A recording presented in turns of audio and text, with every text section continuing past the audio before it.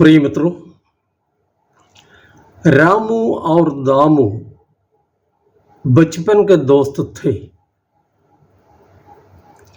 रामू का पिता ऑटो चलाता था। दामू का पिता धनी व्यापारी था। रामू 5वीं कक्षा तक ही पढ़ पाया क्योंकि उसके पिता की एक एक्सीडेंट में मृत्यु हुई और उसको मां की सहायता के लिए पढ़ाई छोड़नी पड़ी। उसकी 2 छोटी बहनें भी थी जो स्कूल जाती थी। मां बेटा मिलकर दूसरों के खेतों में काम करते थे या उनके घरों के छोटे मोटे काम करते थे। घर की तंगी में भी वे थोड़ा थोड़ा करके कुछ पैसा बचाते रहे और 4 साल बाद उन्होंने गांव में चाय की एक दुकान खोली। दुकान अच्छा चली और एक होटल के रूप में परिवर्तित हो गई। इस बीच मां बीमार पड़ गई और उसकी मृत्यु भी हुई। रामू को बड़ा दुख हुआ लेकिन हिम्मत न हारी। उसकी बहनें अब कॉलेज में पढ़ती थी। वे फुर्सत के समय भाई की मदद करती थी। रामू ने अपने होटल का विस्तार किया और दोनों बहनों की शादी कराई। 2 साल बाद उसने भी शादी की। उसकी पत्नी सुशीला बहुत मेहनती लड़की थी। उन्हें 4 संतानें हुई, 1 लड़का और 3 लड़कियां। रामू ने उन्हें अच्छी शिक्षा दी और अच्छे जीवन की कला सिखाई। बेटा इंस्पेक्टर बना, एक बेटी डॉक्टर बनी और बाकी दोनों शिक्षिकाएं। समाज में रामू का अच्छा नाम था। सब लोग उसकी एवं उसके परिवार की धर्मनिष्ठा एवं अच्छे आचरण से प्रभावित हुए। वहां दामू बुरी संगति में पड़ गया, नशे की गिरफ्त में आया, 10वीं में फेल हो गया।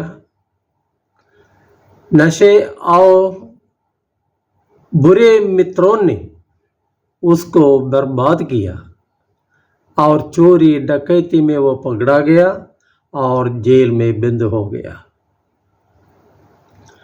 आज के सुसमाचार में अशरफियों का दृष्टांत हमने सुना। जिसको 5000 अशरफियां मिली और जिसको 2000 अशरफियां मिली, दोनों ने कड़ी मेहनत और लगन से काम करके अपनी अपनी अशरफियों को दुगुना कर दिया। मालिक ने प्रसन्न होकर दोनों को पुरस्कृत किया और अपने आनंद के सहभागी बनाया। हमारी कहानी के हीरो रामू ने भी ऐसा ही किया।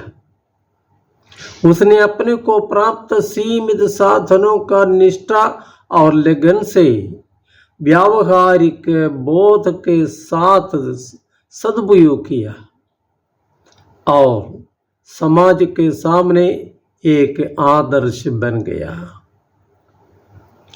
तीसरा सेवक निकम्मा निकला और अपनी पराजय का मटका अपने स्वामी के माथे फोड़कर स्वयं को होशियार घोषित करने का दुस्साहस किया। फलस्वरूप उसे कड़ा दंड भोगना पड़ा। यही गलती रामू के मित्र दामू ने भी की। उसके परिवार में असीमित संपत्ति थी, जिसका एवं अपनी आज़ादी का उसने दुरुपयोग किया। वह आलसी, निकम्मा और समाजद्रोही बन गया। संपत्ति ने उसे पराजय के गर्त में फेंक दिया, क्योंकि उसने गलत रास्ता चुन लिया था। जीवन में सफलता हासिल करने के लिए हमारा लक्ष्य साफ होना है।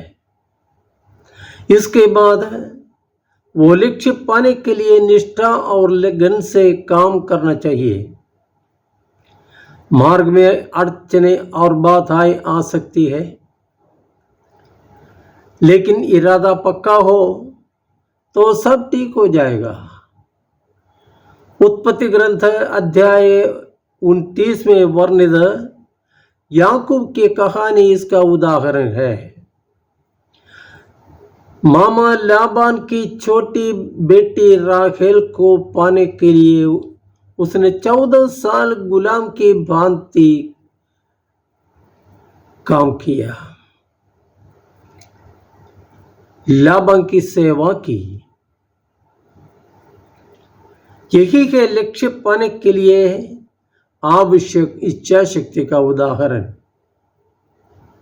प्रवक्ता ग्रंथ अध्याय 11 वाक्य 21-22 में हम पढ़ते हैं, कर्तव्य पालन में दृढ़ बने रहो और बुढ़ापे तक अपना काम करते जाओ। पापी के कर्मों पर आश्चर्य मत करो, प्रभु पर भरोसा रखते हुए अपना काम करते जाओ। यह उपदेश बड़ा लाभदायक है। दूसरों के साथ हम अपनी तुलना न करें। उनको क्या मिला या नहीं मिला, यह हमारी चिंता का विषय न हो। हमको जो कुछ मिला उसका निष्ठा से सदुपयोग करें। बाकी सब ईश्वर के हाथ में है। जैसे कि प्रवक्ता ग्रंथकार कहते हैं, प्रभु सुगमता से किसी दरिद्र को अचानक धनी बना सकता है। प्रभु का आशीर्वाद ही धार्मिक का पुरस्कार है।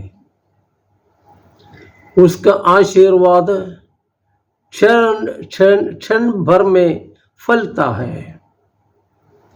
इसलिए आइए हम जीवन का हिसाब प्रभु चरणों में रखकर और निश्चिंत होकर अपने कर्तव्य पालन में निष्ठा से लगे रखें। जय यीशु।